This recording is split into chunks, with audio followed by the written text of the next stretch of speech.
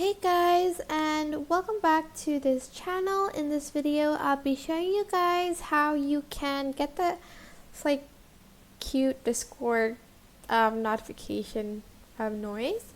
So up here there is a home button and you're just going to want to quickly press it for 15 times. Wait, not for 15 times. You have to press it 15 times. Okay. 1, 2, 3, 4, 5, 6, 7, 8, 9, 10, 11, 12, 13, 14, 15. And it should work. Sometimes it doesn't work. Like now. 4, 5, 6, 7, 8, 9, 10, 11, 12, 13, 14, 15. Discord. Oh, there it is. There it is. I hope you guys heard that. But hopefully when you've enabled that, it'll show up whenever you open Discord and like load it. I think that's what happens when you do it that way. But that is basically it. I hope this sort of tutorial was helpful for you guys. Don't forget to like, comment, share, and also subscribe to this channel if you haven't done that.